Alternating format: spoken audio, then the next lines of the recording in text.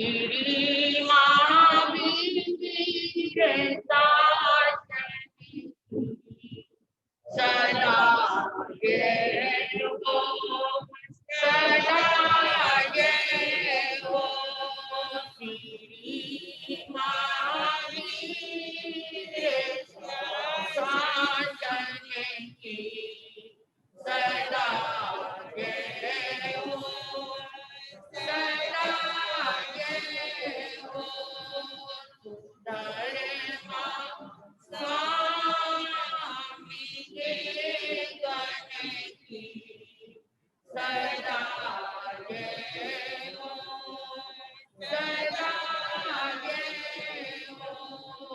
सुंदरमा स्वामी के गण की सदा जय हो, सदा जय हो।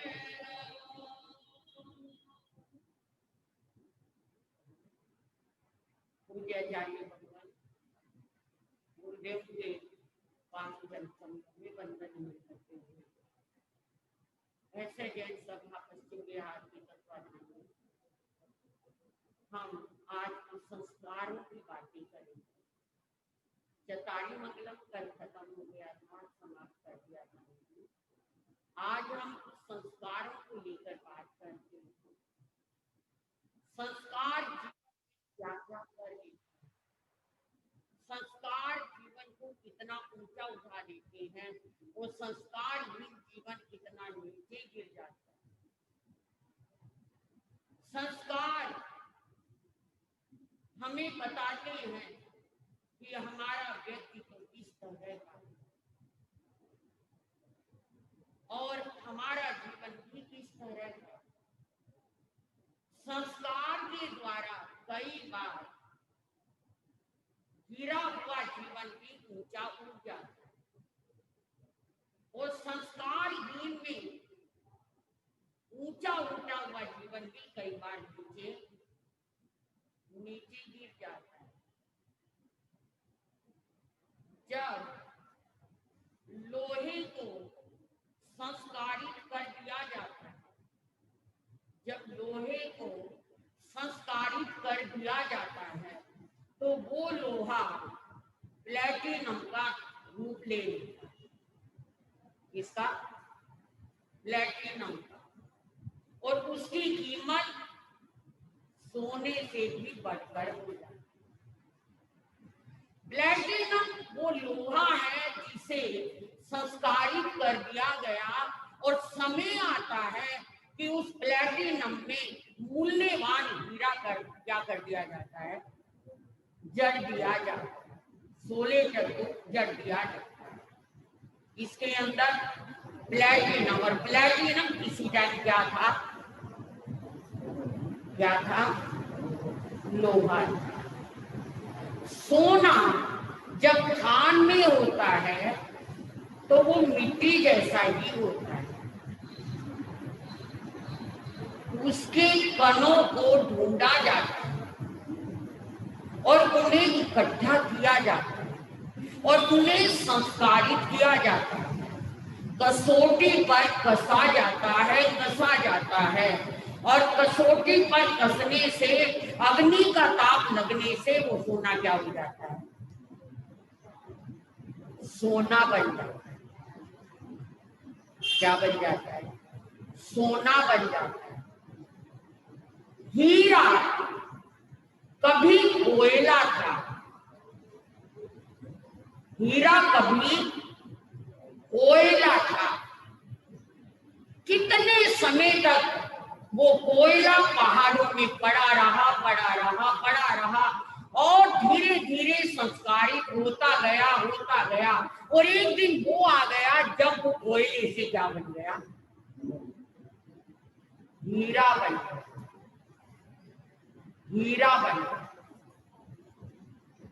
और उस हीरे का कितना बड़ा मूल्य बढ़ता चला। हर कीमत को उस हीरे ने पीछे कर दिया, इतना मूल्यवान। जहर जब तक किसी जहरीले नाग में था, नाग में वो जहर था। जब उस नाग से उस जहर को निकाल लिया गया और वैद्यों द्वारा उस जहर को संशोधित कर दिया गया, वही जहर अमृत का काम करके किसी बीमार के को क्या करने वाला बन गया, जीवित करने वाला बन गया, निरोग करने वाला बन गया। किसके द्वारा? संस्कारों के। संस्कार विहीन जहर जहर था और किसी के प्राण लेने वाला था। संस्कार आने के बाद वही जहर औषधि बन गई। आपने सुना होगा मक्खन को यदि किसी कांसी की थाली में 108 बार क्या कर दिया जाए, मल दिया जाए, धो लिया जाए, वो मक्खन जहर बन जाए।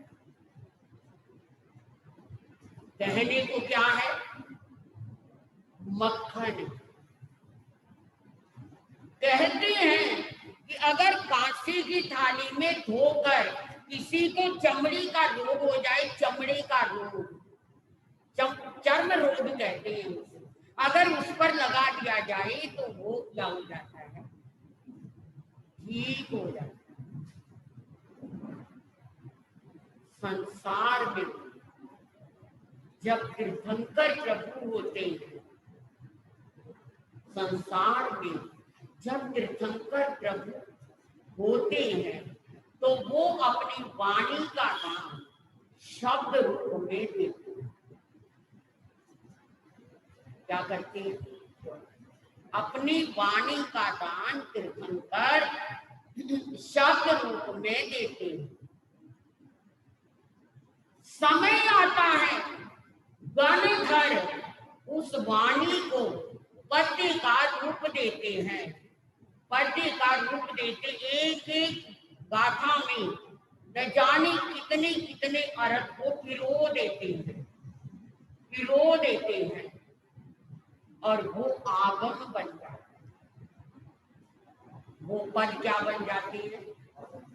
आगम बन जाती है। मैंने सुना था चांदनी चौक में यशो विजय उपाध्याय जी महाराज, उपाध्याय यशो विजय जी महाराज केवल एक गाथा 10वीं कालिक सूत्र की 4 महीने सुनाते रहे पर इतना ज्यादा सुना दिया एक गाथा को लेकर कि पूरा चातुर्मास उसी गाथा में निकल गया। धम्मो मंगल मुखी संग अहिंसा संयमो तवो देवा भीतम नमन संति जस हमेशया। बस इसका कितना संस्कार ऊंचा हो जाता है, कहां तक पहुंच जाता है। एक लोहा पांव में लगने वाला और वो प्लेटिनम बन जाए, एक कोयला हाथों को काला कर देने वाला वो हीरा बन जाए, मूल्यवान बन जाए। संस्कारों की मिट्टी में मिला सोना क्या बन जाए? समय आने पर 22 कैरेट का, 22-24 जो भी होती है, यानी निखालस सोना बन जाए और सारा खोट उसका निकल जाए। कहते हैं फूल कितना सुगंधमय होता है, कितना प्यारा लगता है गुलाब का फूल। वही फूल किसी मुर्दे पर चढ़ा दिया जाए, कोई लेगा उस फूल को, कोई छुएगा, छुएगा कोई, क्यों? क्योंकि वो मुर्दे पर चढ़ है। आग को कितना पवित्र माना है, आग को कितना पवित्र माना है। अगर वही शमशान की आग उनको रोटी पका लेगा, उसे पवित्र माना जाएगा? उसी आग को जिसमें मुर्दा जला है। क्यों? आग तो पवित्र थी, फूल तो बहुत पवित्र था, लेकिन क्या हो गया? ऐसे संस्कारों में चला गया कि पवित्र चीज भी क्या हो गई? अपवित्र हो गई। अग्नि पवित्र थी, मगर शमशान में वो अग्नि अपवित्र हो गई। लोहा अपवित्र था, प्लैटिनम बनकर पवित्र हो गया। कोला अपवित्र था, हीरा बनकर क्या हो गया? कीमती बन गया। इसके कारण संस्कार के कारण। संस्कार जीवन को कैसे मूल्यवान बना देते हैं, और संस्कार ही जीवन को कैसे कैसे गिरा देते हैं। भगवान महावीर के चरणों में गौतम भी आया और गोसालक भी आया, दोनों की एक राशि थी। गोशालक और गौतम एक राशि थी दोनों की, पर गोशालक कुछ ना पा सका, कुछ नहीं पा सका। जैसा आया था वैसा चला गया, और गौतम अहंकार से भरकर आया था, गोशालक अहंकार से भरकर गया, और गोशालक अहंकार से भरकर आया था, और आने के बाद क्या भगवान बने? किसके द्वारा? संस्कार के द्वारा। गोशालक नहीं बन पाए। धुआंधार बरसात हो रही है, धुआंधार, और हम सोचे हमारा घड़ा भर जाए, इतनी अच्छी बरसात है, पर घड़ा नहीं भर रहा। क्यों?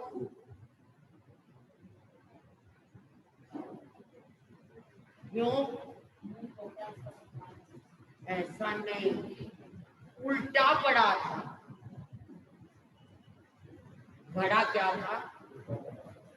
जितना मर्जी बरसात आई, जितना मर्जी बरसात आई, कुछ भी बनने वाला नहीं, क्योंकि घड़ा क्या है? उल्टा पड़ा, नहीं भर पाएगा, कदापि नहीं भर पाएगा। आज आखिरी प्रवचन है, इसलिए मैं आपको छोटे छोटे नुक्ते दे रही हूँ।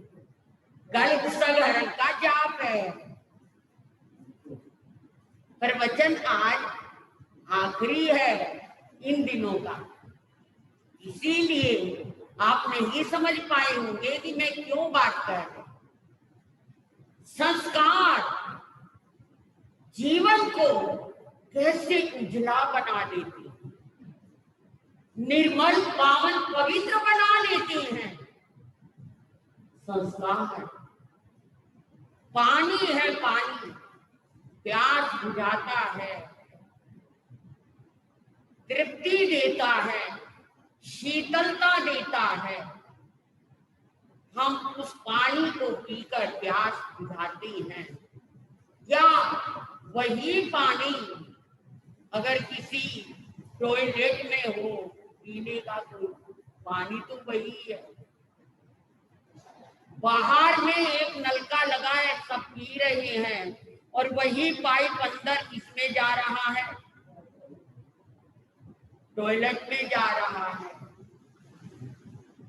वहां वो पानी क्या हो गया, गंदा हो गया, क्योंकि वो संस्कार नहीं है महापवित्रता की, वहां गंदगी है।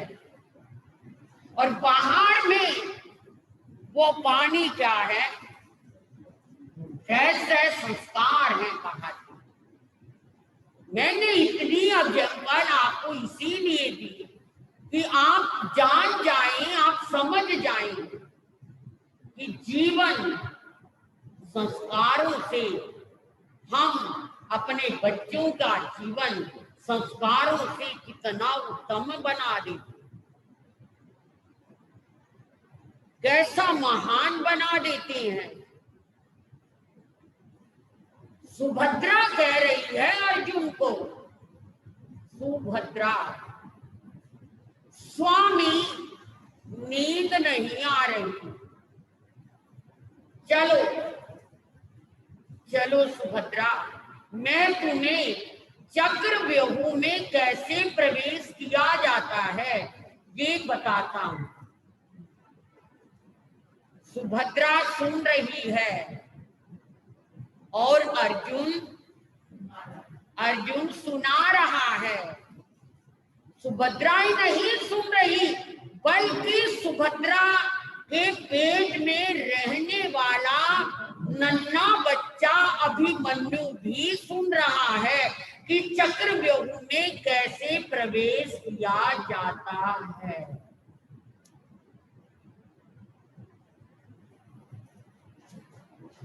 और वो बचपन के गर्भ के संस्कार है, माँ के संस्कार, कैसे संस्कार डले। जब अभिमन्यु बड़ा भी हो गया और ऐसा समय भी महाभारत युद्ध में आ गया कि चक्रव्यूह में प्रवेश करना था, तोड़ना था। जहां तक सुना था चक्रव्यूह में कैसे तोड़कर प्रवेश किया जाता है वो तो आता था, मगर निकला कैसे जाता है तब तक सुभद्रा को क्या आ गई थी, नहीं जान पाया। ये गर्भ के माँ की संस्कार, ये गर्भ के माँ की संस्कार कैसे बच्चे में आ जाते हैं और वो संस्कार कैसे जीवित हो जाते हैं समय आने पर। भगवान महावीर मां त्रिशला के गर्भ में है और मां त्रिशला को उठते बैठते हुए परेशानी हो रही है।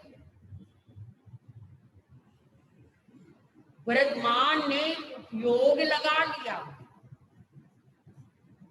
उपयोग लगाया। आज एक बात और आपको मूल्यवान बात बताती चलूं, ध्यान से सुनना, बड़ी मूल्यवान है।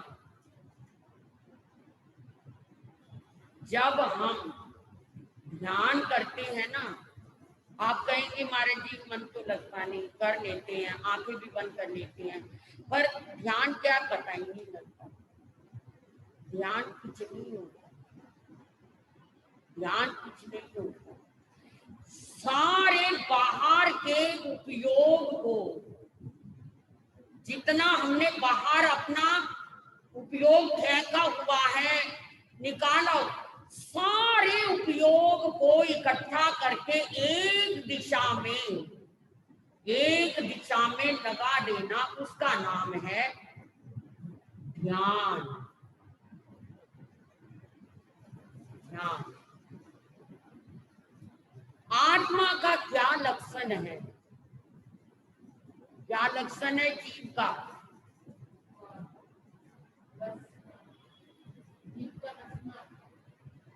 क्या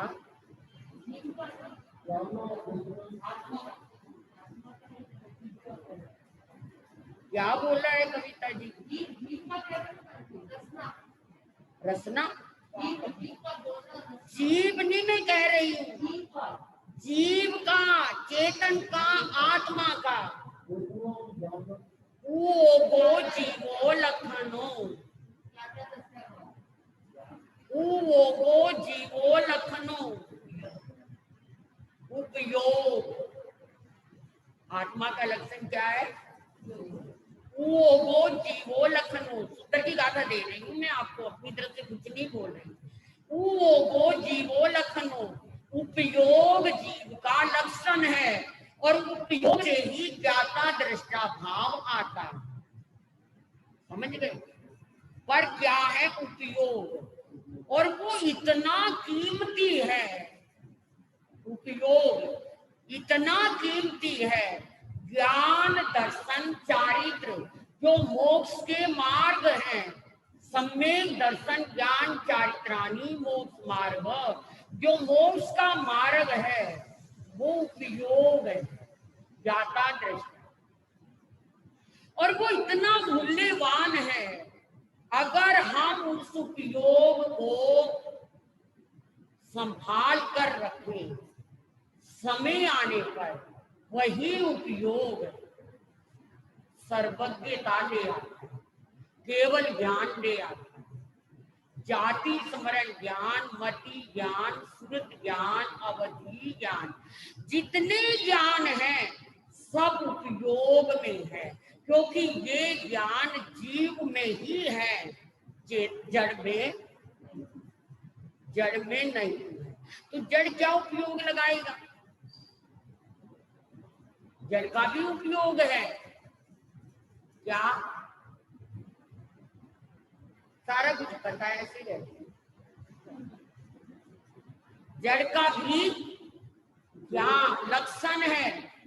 गलना, सड़ना, विध्वंस होना, उद्गल का भी लक्षण है। लेकिन आत्मा का लक्षण उपयोग है, और उपयोग हमने, ये दुख की बात है, ये एक क्या पीड़ा की बात है मेरे लिए भी। हमने उस उपयोग को खामखा चिंता में, फिकर में, हाय तबाही में, दुनियादारी में क्या कर दिया। मिला तो अमृत था, मिला तो अमृत था, पर हमने उस अमृत को क्या कर दिया? बर्बाद कर दिया। ये जन्म मिला प्रभु जपने को, ये जन्म मिला प्रभु जपने को, तूने यूं ही लूटा कर रख दिया,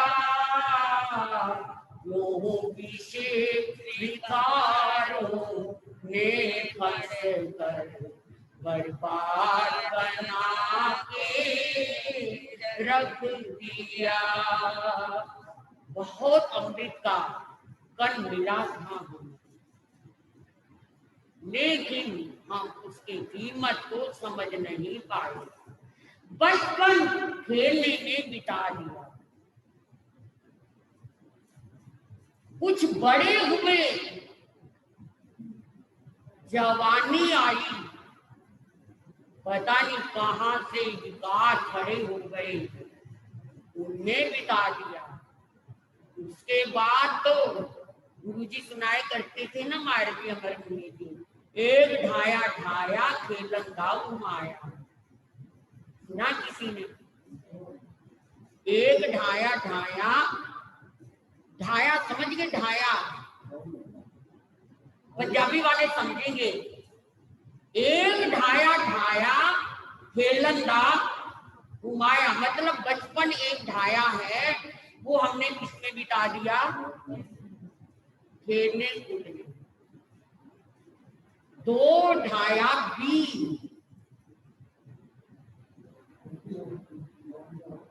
क्या है? दो ढाया बीस, बीस घर में आ गई 30, क्या है, जवान हो गई, शादी हो गई, बेटी का जन्म हो गया, अरे अभी से इसका कुछ करना है, शादी पर इतना पैसा लगाना है, कहाँ से लाना है, कैसे करना है, बस फिर क्या है, जीवन इसमें लगा दिया।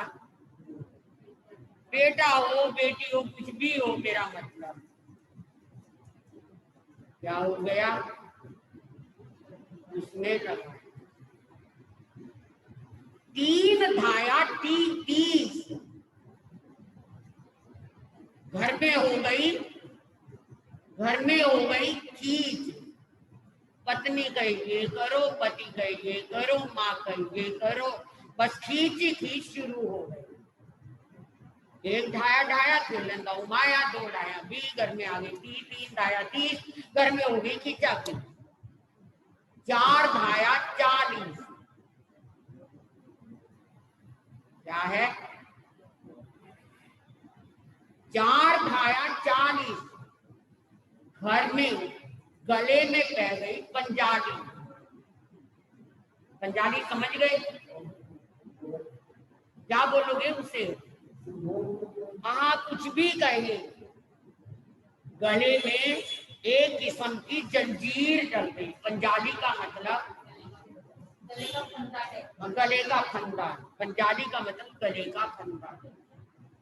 4 धाया 40 गले में पै गई पंजाली, 4 धाया 40 गले में पै गई पंजाली, पंजाबी है ना। 5 धाया 50 क्या है,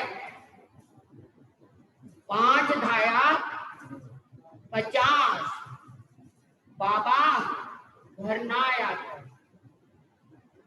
बाबा घर ना आया कर, तू अपनी मंजी लगा बाहर। 5 धाया 50, 6 धाया 60 7 अकल गई नट, 6 धाया 60 अकल गई नट, 7 धाया 70 अब तो बाबे दे पैन लगे 76, 70 का हो गया तो बाबे दे पैन लगे 76। अरे बाबा क्या बोल रहा है, क्या है, अपनी बात अपनी गल अपने खोल रख, सानू नहीं चंगी लगती। बाबा तेनू कुछ नहीं आना, तू रह बस चुप कर बाबा, चुप कर, रहन दे बस, रहन दे बाबा, तेनू कुछ नहीं पता, तू कुछ नहीं जानता बाबा। क्या पैन लगे 70 क्या हुए 7 धाया 70 बाबे दे पैन लगे 76। 8 धाया 80, 8 धाया 80 घर ना आया कर, मोरे से भेज देंगे लस्सी। पता नहीं समझे या नहीं, बाबा तू घर मत आना, अब नोरे में रहा कर। नोरा समझ गए, हरियाणा में नोरा कहते हैं, पंजाब में वो कहते हैं ना बाहर में जो बना होता है, जब बड़े बूढ़े बैठ के क्या है उनका पीते रहते हैं, उसे नोरा बोलते। नोरा, नोरे में रहा कर, वही लस्सी वस्सी पी लिया कर। 8 धाया 80 घर में नहीं नोरे में पिया कर लस्सी। 8 धाया 80 घर में ना आना, नोरे में पी लिया कर लस्सी। 9 धाया 90 बाबे दी गल ना किसी नू भी फब्बे, फब्बे समझ गए, चंगी ना लगे। 9 धाया 90 ते गल किसी नू भी ना फब्बे, और 10 धाया 100 बाबा राम बाग दा हो। 100 हो गया। 10 धाया 100 ते बाबा राम बाग दा हो। कहने का मतलब पूरी जिंदगी, मैं आपको ये क्यों सुना रही थी कि हम पूरी जिंदगी ऐसे ही बिता देते हैं, अब ये करना वो करना। मतलब क्या था, उपयोग, बात किसकी कर रही थी मैं, उपयोग की। हमें उपयोग अमृत के प्याले की तरह मिला था, और अगर उस उपयोग का एक दिशा में प्रयोग करें, उस उपयोग का सही दिशा में प्रयोग करें, तो हमें ध्यान भी लगेगा। चंचल पानी में कभी आप अपनी तस्वीर देख सकते हो? स्थिर पानी होगा, उसी में ही अपनी परछाई नजर आएगी। चंचल हिलते हुए पानी में नजर नहीं आएगी। तो मेरा मतलब हमारी आत्मा का उपयोग जब हमें स्थिरता होगी तभी होगा, अगर चंचलता होगी तो उपयोग नहीं लगेगा। अब इसको कैसे किया जाए? आपके मन में एक प्रश्न खड़ा होगा कि महाराज उपयोग को कैसे लगाया जाए? इसका लगाने का सीधा सा और आसान तरीका है, जो कर रहे हो, जो भी कर रहे हो, बस उपयोग उसी में रहे। माला कर रहे तो माला में रहे, खाना खा रहे हो तो खाने में रहे, जा रहे हो तो जाने में रहे, बात कर रहे हो तो उसमें रहे, जाप कर रहे हो तो उसमें रहे। समझ गए? समझे कुछ मेरी बात?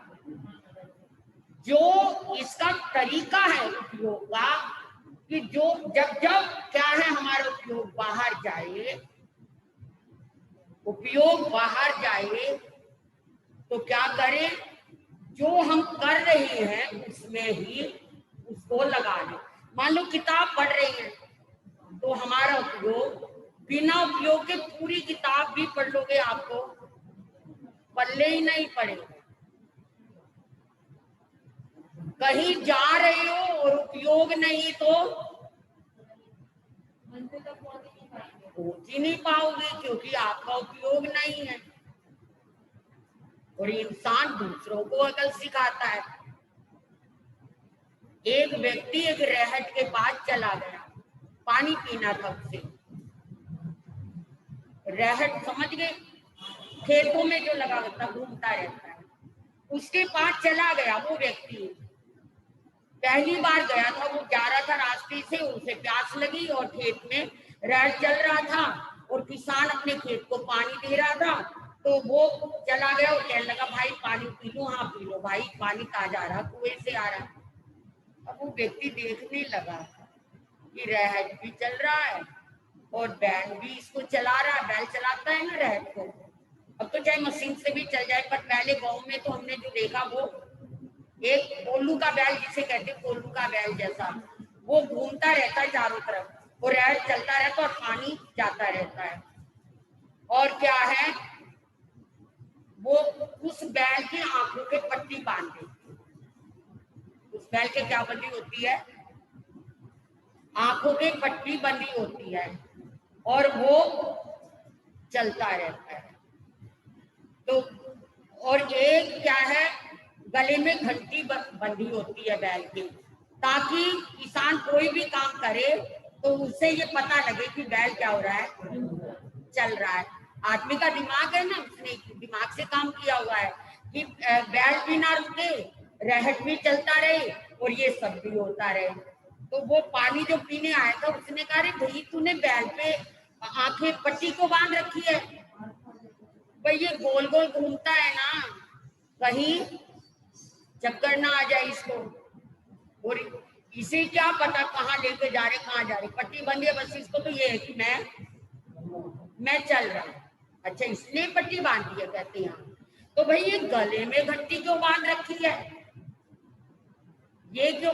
अरे भाई मैं कुछ भी काम करूं, कहीं भी इधर उधर खेत में दूर पर जाऊं तो मुझे ये पता रहे कि मेरा बैल क्या है। घंटी बज रही है तो इसका मतलब बैल चल रहा है।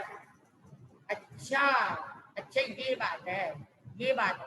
अच्छा सुनो मेरे भैया किसान, अगर बैल को ये अकल आ जाए कि वो खड़ा खड़ा गर्दन क्या करे, खड़ा खड़ा गर्दन हिला ले, तो फिर आपको पता रहेगा कि वो चल रहा है या खड़ा, कहता तू मेरे खेत से निकल जा, तो मेरे बैल को अकल ना दे देना इस तरह की।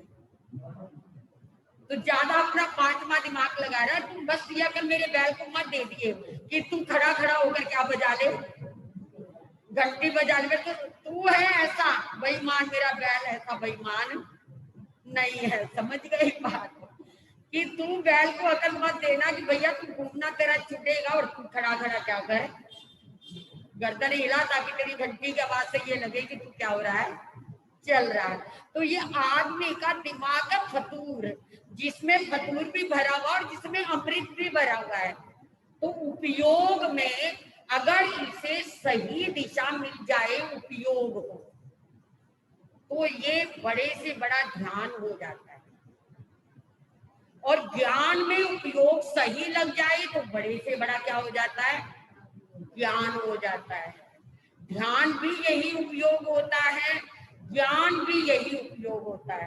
अब आचार्य श्री जी क्या करते थे, आचार्य आत्माराम जी महाराज, जब कोई उनसे कोई वैसे वो इस्तेमाल नहीं करते थे इस बात को ज्यादा, मगर कभी कोई ऐसा वक्त आ गया जब उन्हें किसी ने, मान लो जैसे डॉक्टर चिंतित था जिसने उनको ऑपरेशन किया था, तो उन्होंने पूछा भाई डॉक्टर साहब को चिंता क्यों है आपको। डॉक्टर साहब ने बताया कि गुरुदेव मुझे बहुत चिंता है।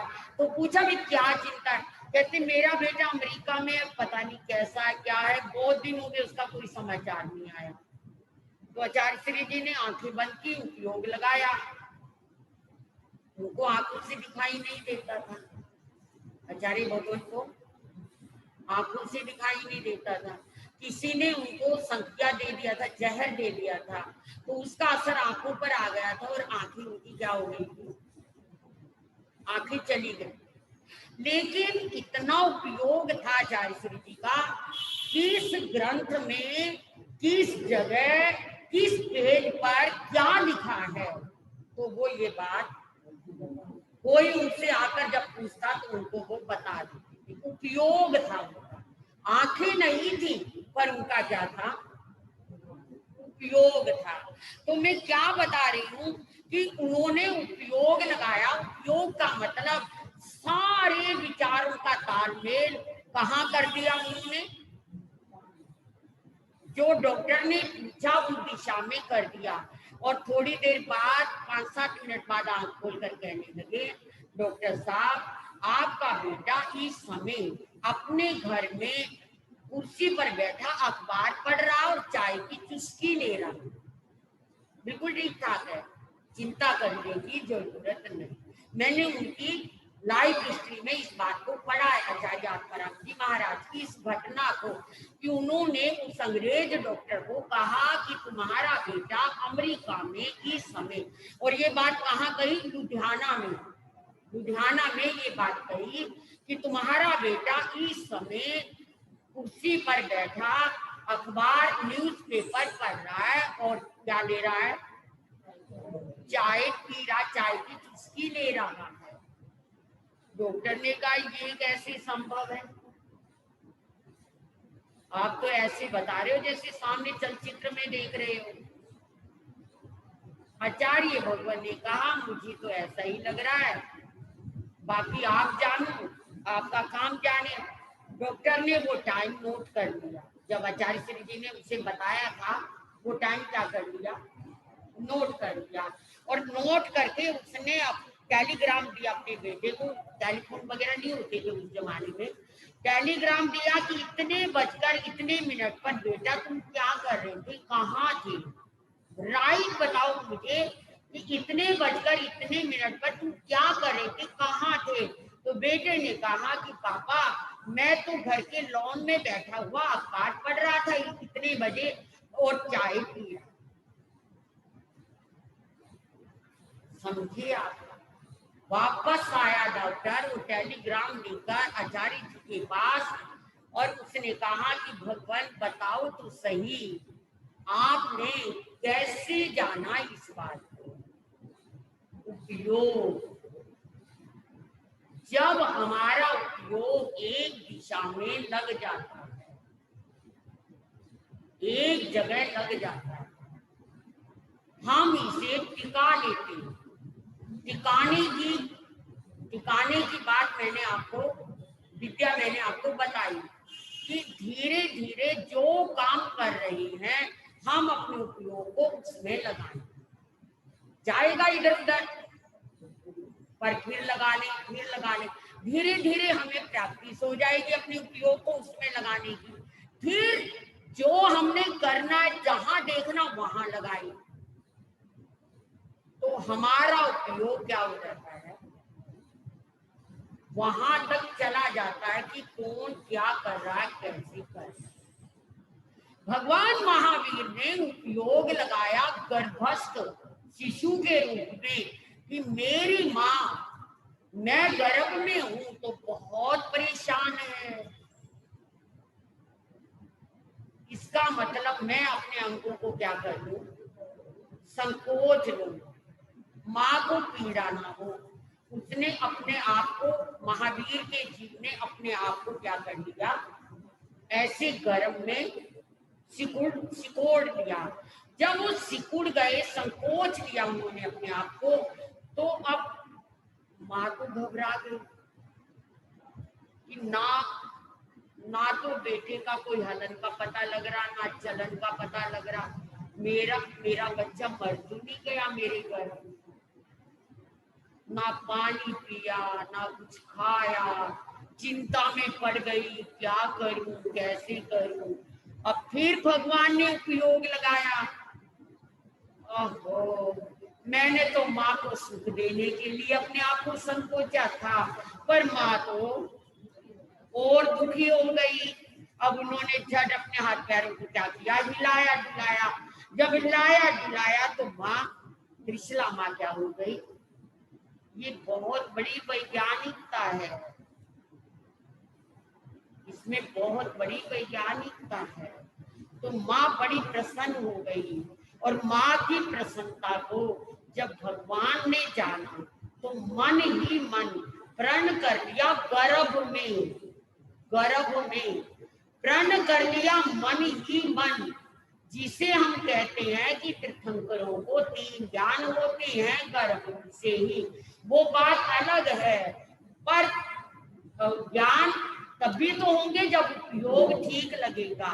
तो उपयोग उनका लगा और उसी उपयोग के कारण उन्होंने ये सब जाना, और जानने के बाद उन्होंने मन ही मन प्रण कर लिया क्या कि मैं तब तक दीक्षा नहीं लूंगा जब तक मेरे माँ बाप,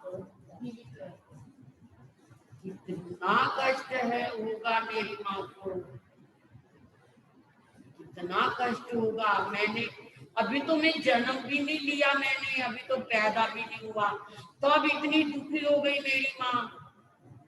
और अच्छे भले जब मैं छोड़ कर जाऊंगा तो क्या होगा। हर एक के लिए ये बात लागू नहीं होती कि हम भी सोचे वो भी, ऐसा नहीं। भगवान महावीर अति करुणामय,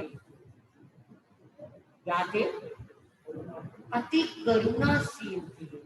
वो तो किसी का नन्हा सा दुख भी नहीं देख सकते थे। जब माँ बाप की मृत्यु हो गई तो उन्होंने घर बार छोड़ने का निर्णय किया, क्योंकि पशुओं की पुकार सब कुछ सुनकर के उनका मन आहत हो रहा था। पर नंदीवर्धन बड़ा भाई रोने लग गया और कहने लगा कि नहीं भाई, मैं नहीं जाने दूंगा, अभी तो माँ बाप का बिछोड़ा हुआ है, वो उनकी मृत्यु हुई है और अब तुम भी छोड़ के चले जाओगे, नहीं नहीं मैं कदापि नहीं जाने दूंगा। तो उससे भी भगवान तो करुणाशील बन गए और उन्होंने कह दिया अच्छा नंदीवर्धन दुखी मत हो, मैं 2 साल तक क्या करूंगा, घर में ही रहूंगा और 2 साल, तब तक तुम अपने आप को क्या कर लो, प्रिपेयर कर लो, तैयार कर लो, क्योंकि मैंने जंगलों में चले जाना। मतलब कहने का ये संस्कार, इनका नाम क्या है, संस्कार। एक अंग्रेज मेम के एक मद्रासी बच्चा पैदा हुआ, कौन है, अंग्रेज मेम है और बच्चा कौन हो गया, मद्रासी काला। अब उसके घर वाले का झगड़ा हो गया मेन से, अंग्रेज का। कहने लगा कि तू तो कैरेक्टर लूज है, कैरेक्टर लेस है। वो कहती आप कैसे कह सकते हो कि ये तेरा बच्चा क्या है, निशानी है, काला कलूटा है। हम अंग्रेज हैं तो हमारी अंग्रेज बच्चा ही होना चाहिए, ये काला कलूटा बच्चा क्यों हुआ? मेरे से क्या ले ले, तलाक, डाइवोर्स ले, डाइवोर्स। हाँ हाँ, इतना झगड़ा बढ़ा, दोनों जज के पास चले गए और जज से जाकर कहते जी हमें क्या दे दो। जज कहता क्यों ले रहे हो? अंग्रेज ने कहा कि मेरे काला बच्चा है और मेरी बीवी क्या है, चरित्रहीन है, मैं इसलिए, मेरी पत्नी चरित्रहीन है, मैं क्या हूँ, तलाक लूंगा ही लूंगा। उससे पूछा भाई तू बोल। कहते जी अपने ऊपर फजूल का इल्जाम कौन सहेगा, ये तो क्या कर रही है, मेरे ऊपर ब्लेम लगा रही है, मैं नहीं सह सकती, मैं कभी नहीं सह सकती, अभी अभी अभी दे दो तलाक, मैं नहीं सहूंगी। जज बड़ा समझदार था, जज ने कहा कोई बात नहीं, 1 महीना रुक कर दे दूंगा मैं तलाक, पर एक बार तुम्हारे घर का सर्वे करना चाहूंगा, चलो ना आज ही चलो। ले गए। अब जज सारा घर देख रहा है, अंग्रेज का देख रहा, देखते देखते बेडरूम में आ गया। बेडरूम में जब आया, बच्चे को भी उन्होंने दिखा दिया, सच में बच्चा मद्रासी काला कलूटा था। अब जैसे ही वो उनके बेडरूम में आया तो उसने क्या देखा, ये बात, जो उनका बेड था बिल्कुल उसके सामने एक मद्रासी नेता की फोटो लगी हुई थी। इसके सामने बेड, उठने के जैसे ही उठे, सामने उसकी फोटो, वो नेता उसको यानी मेम को बहुत पसंद था, अंग्रेज औरत को वो नेता बहुत पसंद था, तो उसने वो फोटो सामने लगा रखी थी। अब जज साहब उछले, उसके बच्चे को उठाकर लाए और दोनों को बुलाया, पति पत्नी को, और बुलाकर कहने लगे जरा अपने बच्चे की और इस नेता की क्या मिला लो, शक्ल मिला लो, मिलाओ दोनों। अरे हमने तो कभी सोचा ही नहीं, हमारा बच्चा तो बिल्कुल ही इस मद्रासी नेता जैसा है। तो भैया तेरी पत्नी उठते बैठते जाते सोते किसको देखती थी, और बच्चे, गर्भ के बच्चे पर उसका क्या पड़ गया, संस्कार पड़ गया, बजाय गोरी चमड़ी के वो क्या हो गया। इतना बड़ा काम करते हैं संस्कार, और उनका झगड़ा जज ने निपटा दिया। मेरा मतलब कहने का ये हमारे संस्कार है। और मैं बात तो लंबी चौड़ी करने लगी थी और घड़ी भी भागती चली गई, और मैं बात ये कर रही थी हम अपने बच्चों में आज अच्छे अच्छे संस्कार दें। बड़ों की सेवा से क्या होता है, ये काम करने से क्या होता है, एक एक बात का उन्हें जवाब दे कि ऐसे करने से क्या होगा, ऐसे करने से क्या होता है, तो उनके संस्कार बहुत उत्तम बनते हैं। स्थानक में आने से क्या होता है, स्थानक की देख रेख करने से क्या होता है। पहले हमारे जमाने में हमारे दादे बाबे कोई क्या सेवक नहीं रखते थे स्थानक में, अपने हाथों से क्या करते थे, जैसे घर की सफाई करते हैं ऐसे किसकी करते थे, स्थानक की। आधे ग्रह क्या पूरे ग्रह उसमें ही क्या हो जाते थे, समाप्त हो जाते थे। कोई किसी को ग्रह कहे कि ये राहु का है जी, केतु का है जी, काल दोष है जी, मैं कहती हूँ 1 महीना 2 महीना सच्चे मन से धर्म स्थान की सेवा कर दो, सफाई वफाई या जो भी सेवा वहां की है, नीचे मरीजों की सेवा है, कोई और सेवा है, देखो कौन सा ग्रह इसका खड़ा हो जाएगा, मेरे पास ले आना उसको, अगर उस पर कोई ग्रह रहे। ये प्रैक्टिकल है, अनुभव है। एक औरत को दौरे पड़ते थे और उसे महाराज ने, बड़े गुरु जी ने मैंने नहीं, गुरुजी ने सफाई का काम दे दिया कि तूने क्या है 1 महीने तक स्थानक की पूरे मन से क्या देनी है, प्यार से सफाई करनी है, बोझ समझकर नहीं। उसके दौरे जिंदगी भर के लिए बिना दवाई के क्या होते। आज भी वो बहन मौजूद है, आप पूछ सकते। तो ये पहले हमारे यहाँ ये होता था कि कोई आ गया, अतिथि सेवा का लाभ लेना है, उससे क्या होगा, कैसे घर की दरिद्रता को, घर की निर्धनता को, घर की क्या इनकम को बढ़ाना है, उसको समाप्त करना है, तो क्या करना होगा। लोग ये करते थे और उसको करने से उनके वो सब कार्य पूरे होते थे। 9:15 लगभग हो गए हैं और मेरा मन तो पता नहीं क्या क्या पश्चिम बिहार वालों को सुना दूं, बता दूं, मैं नहीं कह सकती, पर घड़ी अपना क्या टाइम की मर्यादा और लिमिटेशन है, इसलिए इस बात को यही विराम देती हुई, संस्कार जीवन को कितना उत्तम बनाते हैं। हम अपने बच्चों में संस्कार दें। बार बार क्या है, बच्चा रह जाता है पढ़ाई में, या बार बार क्या देने जाता है, नौकरी के लिए क्या देने जाता है, इंटरव्यू देने जाता है, रह जाता है। आए ना 40 दिन तक स्थानक में आए और प्यार से एक मुकार मंत्र की माला कर जाए, देखो कैसे रहता है, वो कभी नहीं रहेगा, कोई मतलब नहीं।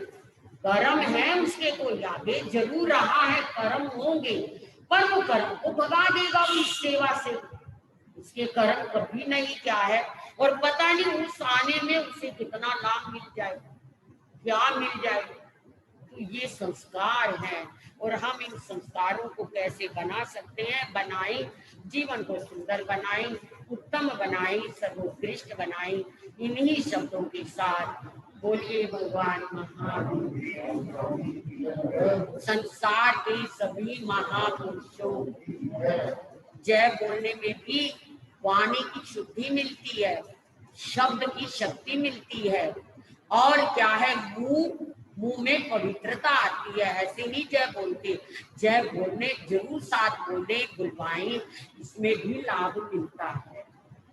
श्री चतारी मंगलम, हरिहंता मंगलम, सिद्धा मंगलम, साहू मंगलम, केवली धम्मो मंगलम, चतारी लुगुतमा, हरिहंता लुगुतमा, सिद्धा लुगुतमा, साहू लुगुतमा, केवली धम्मो लुगुतमो, चतारी शरणं हरिहंते शरणं ववज्जामि, सिद्धे सभी बोले, साहू शरणं ववज्जामि, केवली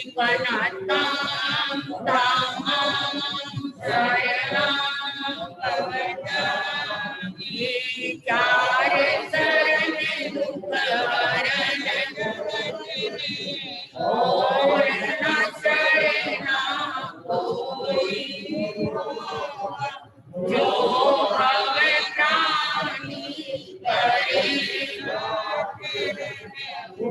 शिकायत हमारे पद होगा, उसका सदा मंगल हो। जैसे कि आपको पता है, परसों सुबह सूखे समाधे द्रव